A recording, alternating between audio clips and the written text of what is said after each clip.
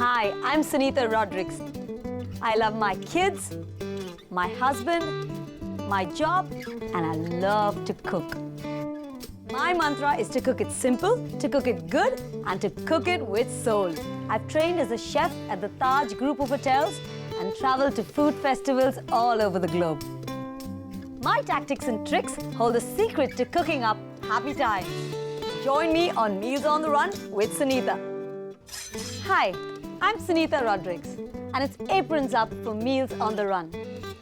You know, I always believe that breakfast is the most important meal of the day. And a day well begun is a battle half won. And believe me, I always want to win my battles. So I believe in having a big breakfast, a well-rounded breakfast for me and my family. Today I want you to join me for breakfast. I'm going to show you some really stress-free recipes that is so simple that you can make it with your eyes closed. I love the way the honey coats the strawberries and a crazy straw inside. Hold it tight and just do a little flip there and flip it once again. My family has a big appetite, so I'd like them to eat a big slice.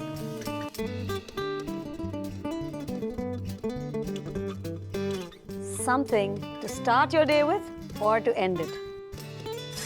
I'm making a tuna and olive bruschetta, followed by a well-rounded sausage and cheese frittata, and of course those yummy smoothies, banana, strawberry and kiwi.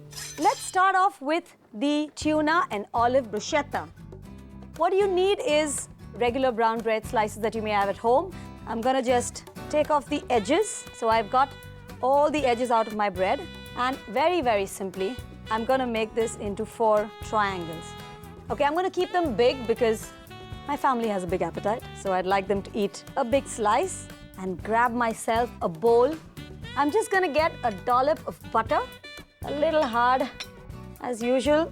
What I'm gonna do is I'm gonna wait for this to just soften a little bit while I get the ingredients ready. Very, very simple ingredients. Garlic, butter, it's a no-brainer. It has to have garlic, obviously, and butter. Okay, but besides that, I'm also gonna add a little bit of basil. Here, I have a sprig of basil, some garlic. Now, most people shy away from cleaning garlic. It's extremely simple. All you need to do is just put a little bit of weight on the garlic, crush it up, and discard the shell. Not only have you peeled the garlic at one shot, well, you've partially crushed it up itself. And I'm just gonna take this. And now for the basil. We're just gonna do little bitsy bits of basil in this. I'm just gonna make this pan warm, and while it gets warm, we're gonna make the topping of the bruschetta. I have right here tuna and olives, and I'm gonna get one more ingredient, spring onion. I think the freshness of the onion goes really well with the tuna. What you need to do is use the white part and the light green part. The dark green part you can save as a garnish for later, but when you're chopping it, it's better to use the white and the light green. So we're going to put a little bit of tuna in this, and I think while I'm doing that, I can smell my pan is hot. Let me put in these slices of bread very nicely there. Now, I normally like to use tuna in brine, but for any hors d'oeuvre that goes either on a bread or a toast, a piece of toast, I prefer to use tuna in oil. Roughly chop up your olives, and that's goes inside too. Just gonna mix this up, make sure that it all blends very well, the flavor of the olives and the tuna and the onions. And the last ingredient, a nice red, firm, plump tomato. And I'm just gonna chop this up. Well, I've cut up my tomato, and in it goes into this bowl. Simple way, use my knife and my fingers. A little extra tomato. That's just the way I like it. And now all it needs is a little bit of seasoning. So I've got a little bit of salt there, freshly ground pepper. Simply spectacular. I'm just gonna put this right on top of my garlic bread. So I have my toast here. It's nice and toasted on both sides, and I'm just gonna mix this butter up. Garlic, basil and butter. Mix it, soften it up. Mash it well so that the garlic mashes up. I think this is the only effort you'll have to make for this dish if your butter is a little hard.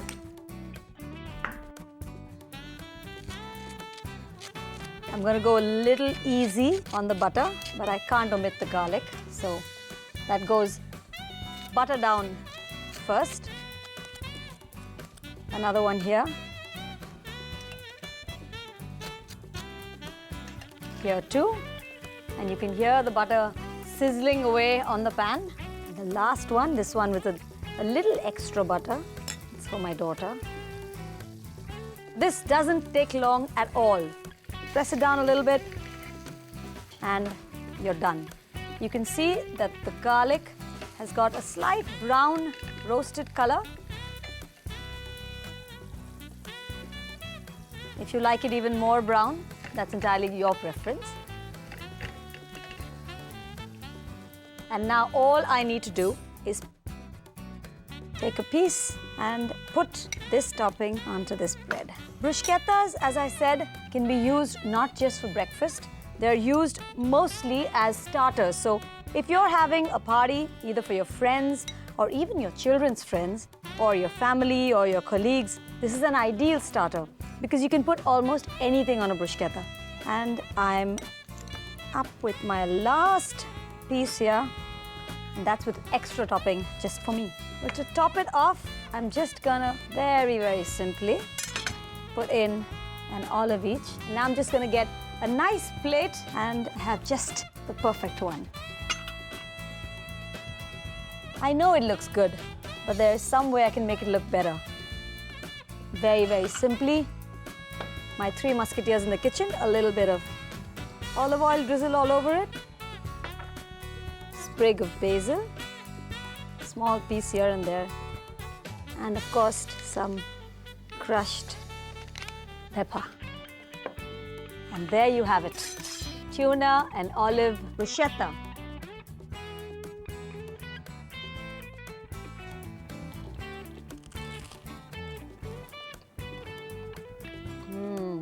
You know, the soft, delicate flavor of the tuna, the tanginess of the olives, that strong olive oil on top, and the garlicky, crunchy toast beneath. What a perfect way to start my day.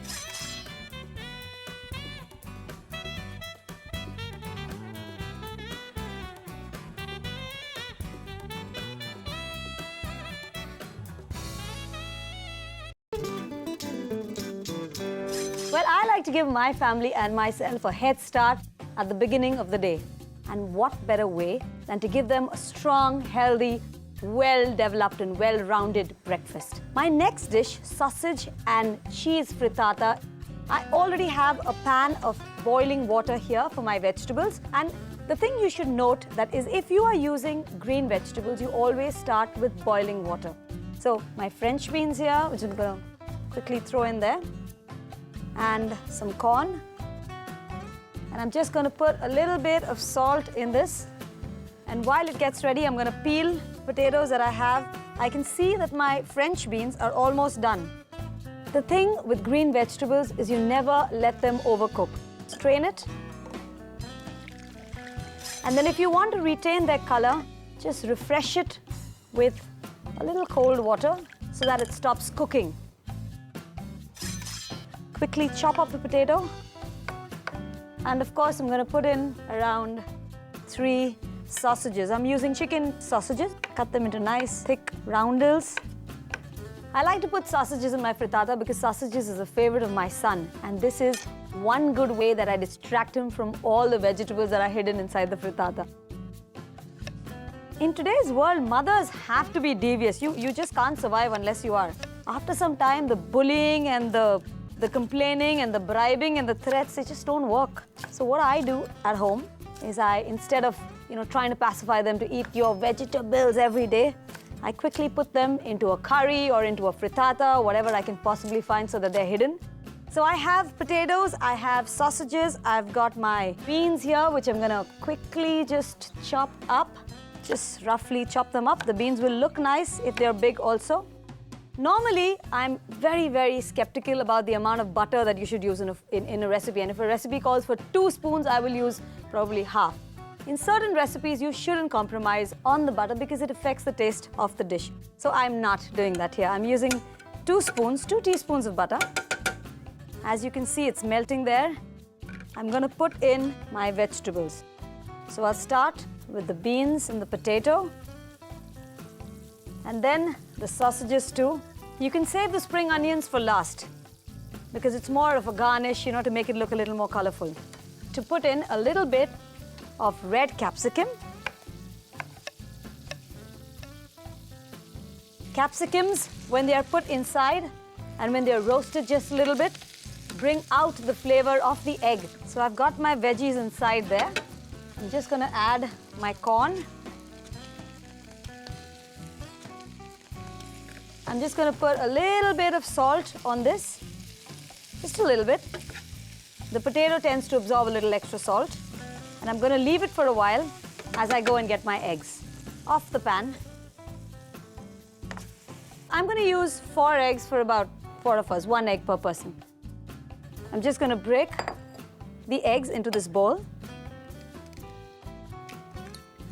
Okay, put in a little bit of milk. Milk tends to add a little bit of richness and softness to the frittata. Don't put too much because you want the egg to hold the vegetables in. Put in some dried oregano, some salt, and some freshly ground pepper. Now what I'm going to do is whisk this up to make it nice and light and fluffy.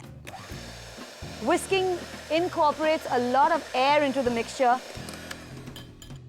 Now the thing about frittatas is that they are not like regular omelets, Regular omelets have vegetables folded into them, whereas frittatas are more lighter and fluffier. I'm putting in all the vegetables there and throwing in a little bit of the spring onion. Mix it up just a bit, just to kind of mix the vegetables all inside. And your pan's on again. Another dollop here of butter. It's a treat. Once in a while, you're entitled to a treat. Make sure that you coat this butter on the sides of the pan too. And if you're using a non-stick pan, as I think most of you probably would be, you don't really need so much butter. So I think about a teaspoon should suffice. And I can see my butter's getting hot. Be careful because butter tends to burn very fast. You can see the fluffy goodness of the egg here as you quickly pour it inside and just give those vegetables a little bit of a helping hand. Spread them around. You want to make sure that the sausages are evenly distributed all over the place. And last but definitely not the least, grate on some cheese. It's about 25 grams or so. Just dump the remaining in. I mean, it's going to melt anyway. It doesn't really matter. And keep the pan covered. I'm going to find myself some nice bread. I'm going to cut myself a slice or 2. Perfect. Nothing like the smell of fresh bread. Oh, you can actually smell the flavor of the cheese and the sausages and the egg and the roasted peppers all rolled up into one. Now I'm going to do a little jugglery trick. Put this slate on top of this. Hold it tight and just do a little flip there. And then, because this is the not so pretty side of it, put another plate on this and flip it once again. And there underneath, you have a beautiful cheese-baked frittata. All it needs is a little bit of crusty bread on the side. So there it is, plain and simple. Your sausage and cheese frittata with the goodness of loads and loads of vegetables. And now, for the most important and best part of the morning, to dig into this frittata that we've just made.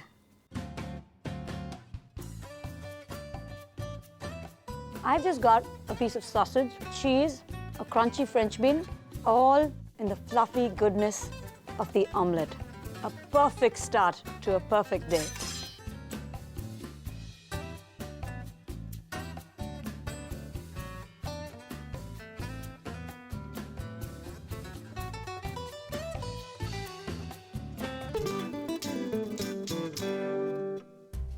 Well, no breakfast would be complete without a nice, energizing, healthy drink.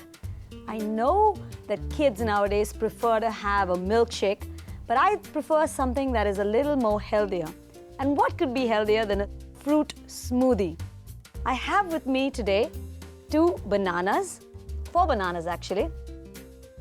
And as I said earlier, I'm going to make 2 different kinds of smoothies. I'm going to make a smoothie for my children because they love strawberries. I'm going to do a banana and strawberry smoothie. And for my husband and me, something a little more plusher and richer. Maybe a banana and kiwi smoothie. All I'm going to do first is chop up my fruits, okay? I need 2 plates for this because I'm going to use the same bananas for both the smoothies. To even things out, put my peels and things into it. I'm using nice yellow firm bananas, but sometimes you have that one odd lonely banana sitting in your fruit tray. Use them for a smoothie, use them for any other food preparation.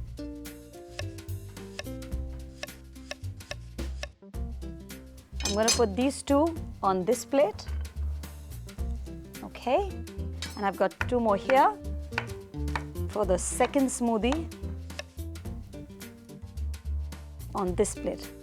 Now I'm using kiwi and strawberry because they happen to be in season, and I always recommend that you use fruit in season. Not only is it very, very fresh in season, but it's also cheaper than fruits that are off season. So you can be assured that the strawberries that you buy when they're in season are sweeter and better quality, and you won't get that soury flavor out of it. Strawberries are really good for health. They have antioxidants which are very good for you. I've got my strawberries here, which I'm going to roughly chop up and put all those here. Just look at that color. And now for the kiwi, you would take a kiwi which is firm but just ripe so that it is sweet inside but not too mashy. And if it is mashy, you could any which way use it for the smoothie. As you can see, when the kiwi is ripe, you just peel the skin off and it comes off oh so easily. I'm just going to again roughly chop that up.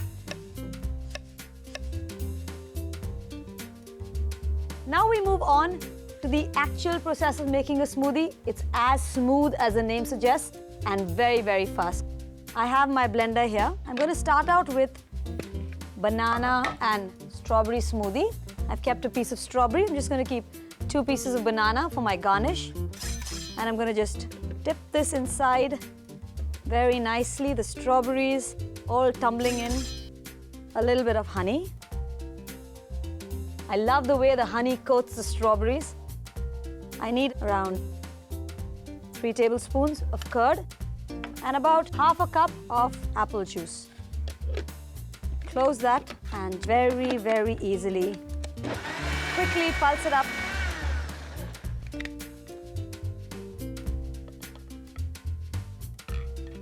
Just a little bit of cinnamon powder there. Stir it up and pour it into your glass. A rich, bubbling, red smoothie. And now, although a garnish is meant just to make it look good, I like to use this garnish for 2 reasons. One is to give them some real fruit to eat, and the other is to just make it look good. So here we have adjusted to the height of your glass and a crazy straw inside, and you're done. Well, that one was for the kids, and now the kiwi and the banana smoothie is for me and my husband.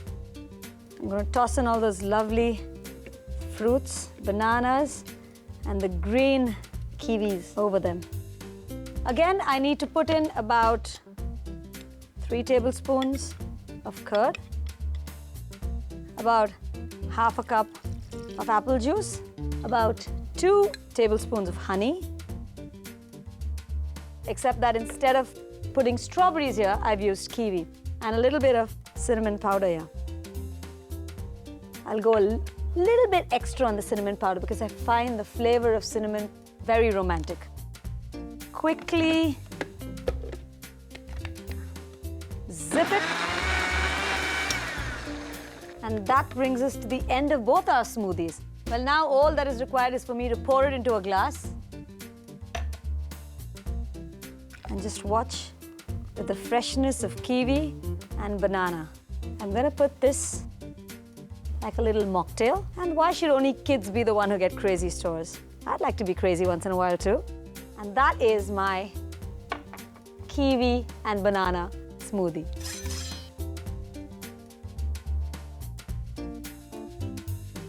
Well, I'm sure by now the kids have devoured the strawberry smoothie that I kept for them.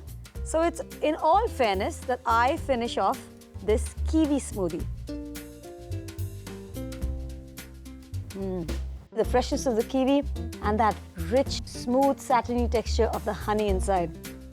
Something to start your day with or to end it.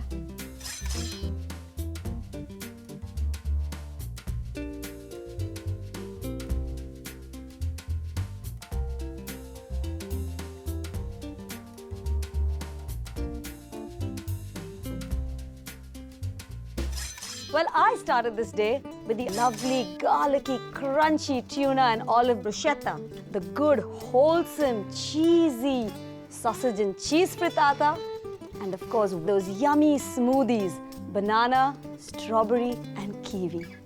A perfect meal. So join me next time for some more meals on the run.